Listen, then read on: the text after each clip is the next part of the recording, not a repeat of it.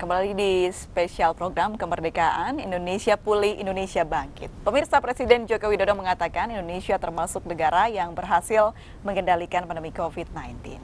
Capaian vaksinasi COVID-19 Indonesia termasuk yang tertinggi di dunia. Dalam pidato kenegaraannya di sidang tahunan MPR RI Selasa kemarin, Presiden mengatakan Indonesia termasuk 5 besar negara dengan vaksinasi terbanyak di dunia.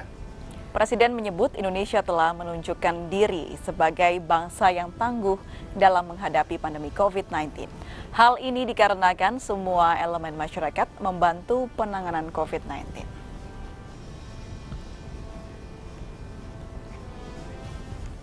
Dua tahun melewati badai COVID-19, kita bisa survive, dan saat ini Indonesia perlahan bangkit dan berlari mengejar ketertinggalan di tengah transisi pandemi menuju endemi.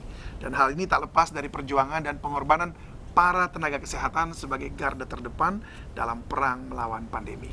Dan sudah hadir di studio bersama kami Dr. Suhara Manulang, Koordinator Rumah Lawan COVID Tangerang Selatan. Halo Dokter, selamat sore. Dr. Suhara. Terima kasih sudah hadir bersama kami, Dokter. Apa kabar, Dokter? Kabarnya baik. Baik. Senang sekali Senang juga sekali baik mendengarnya. di sini. Nah, Dok, ini ketika ketemu dokter saya langsung di kepala saya dapat informasi dokter itu tidak pernah kena COVID, betul? Lebih tepat tidak positif. Tidak ya. positif, Bukan ya. belum positif. Oke. Jangan sampai ya, Dok, ya. Tidak positif ya. Ya, Wah, itu satu anugerah dan misteri. Kembali ke rumah lawan COVID ini, Ya. sebenarnya rumah ini didirikan untuk apa dan awalnya seperti apa sih, Dok? Ya, ini kan satu kebijakan, setiap daerah kan punya kebijakan dalam menangani COVID-19. Jadi di Tangerang Selatan, waktu itu wali kotanya Ibu Airin Rahmidiani, kita rapat, kita membuat konsep apa, kita kena hulu hilir ya. Tapi perlu ada nyatanya di tengah ini, yang kita kena karantina atau isoter, isolasi terpusat.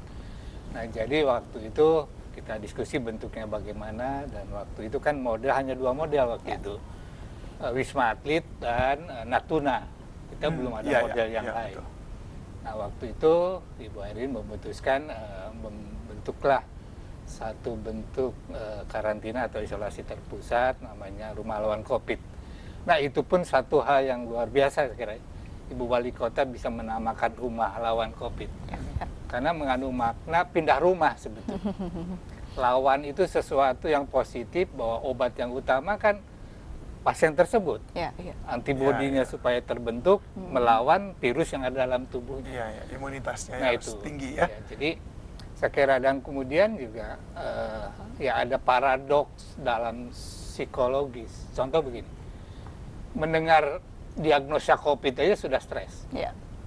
Udah gitu dapat 2 kata lagi dari dokternya, harus dikarantina dan diisolasi. Kebayang tuh seperti di penjara ya, diapain begitu. Udah gitu dijemput pasukan astronot, stres lagi. Jadi judulnya diperhalus jadi rumah ya, Nah, Dok ya? artinya harus ada satu tempat yang paradoks kata-kata itu berubah menjadi sesuatu yang bisa nyaman. Ini total sudah berapa tahun jadinya? Udah 2 tahun lebih. 2 tahun dengan berapa pasien yang akhirnya Paling banyak, dirawat? Dok, pernah paling banyak berapa Kalau pasien merawat di sini? udah 4.810. Wow, Oke. 4.810. Ya. Sampai saat ini apakah masih ada yang dirawat di Nah, sana? jadi itu kan gelombang pertama, kedua. Nah, gelombang ketiga memang kita standby ini ya. Gelombang ketiga kita, nah gelombang keempat kita standby. Jadi per April sudah kosong ya. Karena Wah. kita ketahui kan Syukurlah. isoman lebih banyak. Iya, iya, iya. Jadi Isolasi mandiri. kebanyakan pasien akhirnya memilih untuk isolasi mandiri karena mungkin varian sudah tidak seganas mungkin Dan tadi vaksinasi dibandingkan kan yang sudah lain. di atas 80% kan. Betul Oke. sekali ya. Dan Yang sosialisasi juga sudah bagus untuk Saya kira. diri supaya bagaimana mengantisipasi jika terjadi ini begitu ya. Baik. Lalu tantangan yang paling besar selama menjalankan RLC ini apa, Dok? Ya, awal-awal kan ini sesuatu yang baru ya. Ya, saya dokter juga, apa acuannya bervariasi. Belum lagi ini tim bentukan baru ya. Saya sebagai koordinator takut semua. Belum waktu itu kan para perawat kontrakan diusir semua. Jadi kami juga, keluarga juga takut. Begitu. Dan, ya, tapi karena ini satu panggilan, ya, satu amanah, ya kita melakukan dengan Ikhlas ya, Dok ya. ikhlas. Kita juga, ya saya dipaksa harus membaca jurnal apa, bagaimana.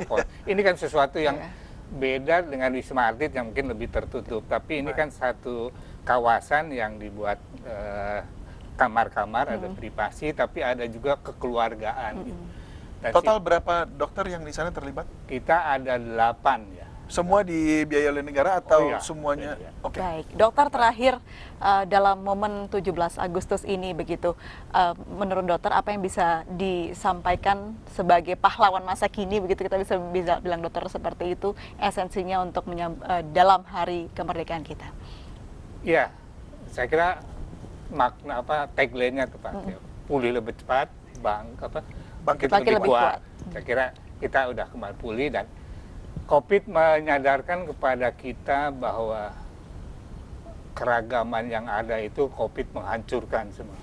Kita makhluk sosial, juga makhluk spiritual. Nah, tapi ini menjadi satu kesamaan kita untuk membangun kembali lagi dan ini satu misteri sebetulnya. Ya, kenapa sih sudah tertua satu misteri? Jadi kalau kita masih diberikan kesehatan, mari kita kembali produktif lagi untuk negara kita. Baik, dokter terima kasih banyak sudah berbincang bersama kami. Semoga menginspirasi pemirsa yang ada dimanapun Anda berada begitu. Terima kasih banyak dok, sehat selalu. Sukses. Pemirsa, usai sudah perjumpaan kita dalam program spesial Indonesia Pulih, Indonesia Bangkit. Saya Aprilia Putri. Dan saya David Silahoy, Dirgahayu Republik Indonesia. Baik, Indonesia pulih lebih cepat dan bangkit lebih kuat. Merdeka!